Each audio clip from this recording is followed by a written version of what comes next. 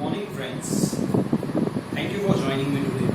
So before we start, let me first tell you a little bit about myself and this amazing platform of Unacademy subscription. So my name is Soni and I am a professionally qualified chartered accountant. I have also completed my certification course on concurrent audit of banks, and presently I am pursuing DISA, that is Diploma in Statutory Audits, and IndAS, that is Indian Accounting Standards course conducted by the Institute of Chartered Accountants of India. I have been teaching past 9 years to CA, CS and CMA students at a very renowned institute of Nagpur, and also I have conducted batches at the Nagpur branch of Institute of Chartered Accountants of India. So the reason behind choosing this platform of Unacademy subscription is I am quite impressed by the idea of this online coaching classes, plus the advantages which Unacademy is giving with their 6 months of subscription or something like that are so enormous that this will definitely help you students to score handsome marks in your examination. I have listed some of the advantages I would like to share with you. The biggest advantage is the lower fees. You know that the coaching is a good business now, and this coaching institutes are charging enormous fees nowadays. What you pay here is not even the 50% of what these coaching centers charges you. The second advantage, along with the saving in the fees, the second again advantage would be saving in your traveling cost. You know, not the cost alone, you will also save the traveling time, which is amazing. Definitely, if someone tells you that you have a class at 5 p.m. in the evening, you start getting ready from 4:30 till 10 to 15 minutes you take your time to get ready. Then you go to your class by traveling, again 10 to 15 minutes you waste there, and again you come home, again 10 to 15 minutes are wasted.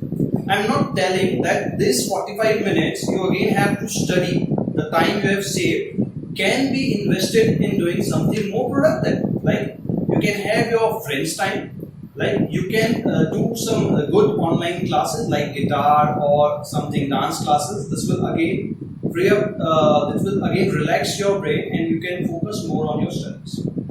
The other advantages beside financial advantages are the flexible timings. If you are not feeling studying in the morning, you can do it in the evening or as per your convenience.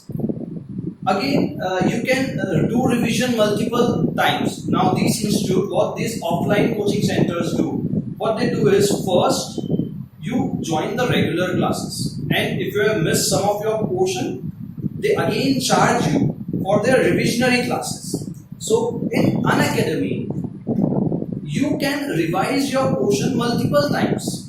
Again, you can rewind it, you can repeat the class, you can attend your friend's marriage, your relative's marriage, because you know you can make up with the missed classes. Another advantage is you can select the teacher as per your choice. What happens in offline coaching is your teachers are quite globally situated, globally centered. If you have to join, if you are very comfortable with your statistics faculty, but you quite don't like the law faculty, but this institute quite provide you the package of joining all the classes together, so they give you handsome discount. So unwillingly, you have to join law classes also if you have to join the statistics classes, or the coaching centers purposefully conflict their timings so that you have no other options to join the classes at the same institute. So at Unacademy, you can select different teachers from plethora of options, different teachers for different subjects. So these are some advantages which I find quite impressive on an online teaching platform like Unacademy. So you can go ahead with that. Now let us come to our topic, which is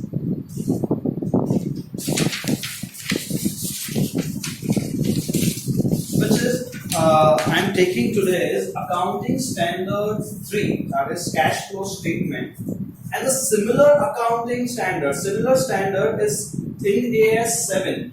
You know IndAS 7? IndAS 7 is the on the international standards. They are quite in line with the international financial reporting standards, which are accepted internationally. So India has not accepted the IFRS. India has not adopted the IFRS completely. They have converged with IFRS. What converged means? They have adopted it with some minimal changes here and there. So the similar standard AS3, the similar standard is there in AS7.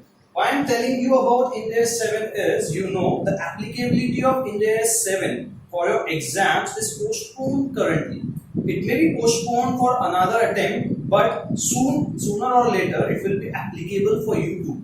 So you must, this is the future. IndAS is the future of accounting standards. So you must be aware of this standard also. Now, what is cash flow statement? Cash flow statement, first let us understand the meaning of this subject. This is most important. When I say about cash, it is not the cash, the hard cash, the Gandhiji photo cash. I am not telling about that. Cash here means cash and cash equivalents. Now, what is cash equivalent? Anything, any asset of the entity, rather I must say, any asset of the company which is equivalent to cash. Now, what is equivalent to cash? We know cash is the most liquid asset. So, the features of cash equivalent, if I say cash equivalent, then they must be highly liquid because you have to keep them in line with the cash in hand. They must be highly liquid. They must be easily convertible in cash, that too in known amount. For example, if you have a fixed deposit, if you have to withdraw, you must know the amount that must be withdrawn. It must not be uncertain. The amount must be known to you. Only then it must be termed as cash equivalent. It must be a short-term investment. For example, short-term investment, when I say, it must be encashable in a short period of time. That means within 3 months of time. There must be an insignificant risk of change in its value. Insignificant risk means, for example, you have invested some amount in equity shares. Definitely, there is a market of equity shares. The amount is known to you, right? You know how much amount, if you sell those equity shares, how much amount, if that is a listed equity share, you know how much amount will be received to you, right? Again, it can be converted into cash in short period of time. It may take you 3 to 4 minutes to sell your equity shares in the market, right? But is there an insignificant risk of change in its value? Are you sure that the equity share which is listed for 50 rupees today will have no change or very minimal change tomorrow? So there is a significant risk associated with equity shares. It is said the mutual funds are subjected to risk, the equity market is subjected to risk. So there is not insignificant risk. So definitely equity shares or mutual funds are not coming in your cash and cash equivalents. And the last is, it must be held for a purpose of meeting short-term cash commitment. The purpose is very important. If you have held some investment for the purpose of investment only, not with the purpose of meeting your short-term cash commitments, business commitments, then it cannot be termed as cash equivalent. So cash equivalents are short-term investments which are highly liquid, which has very insignificant risk of change in its value, and it is held for the purpose of meeting your short-term requirements of the business, short-term commitments of the business. Only then it will be termed as cash and cash equivalents. Cash equivalents. Now, what is cash? Cash does not mean cash in hand alone. As per the definition given in Accounting Standard 3 or IndAS 7, cash means cash in hand and it includes demand deposits. Please pay attention. I have not said fixed deposit. I have said demand deposit. So, What is demand deposit? So any deposit with the banks or financial institutions which can be withdrawn without levy of any penalty. That means which can be withdrawn on demand. Can you give some examples? Can you think of some example? Like your amount lying in your saving bank, can it be withdrawn without levy of any penalty and on demand? Right? Again, the amount lying at your current account, right? So, demand deposits mean any deposit which can be withdrawn on demand.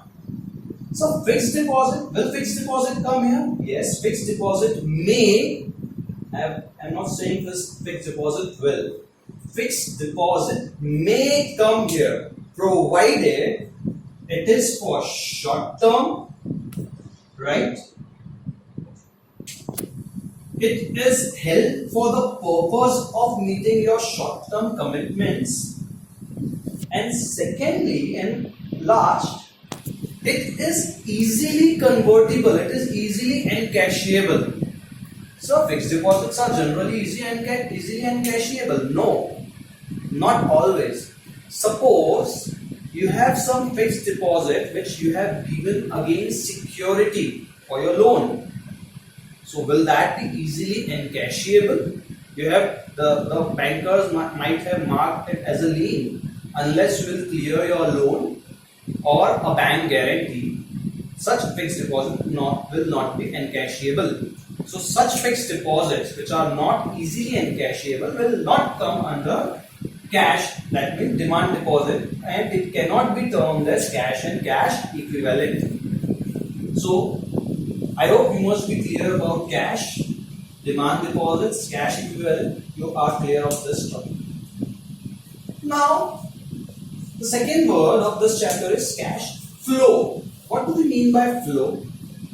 With flow, we means that inflows and outflows of what? Of cash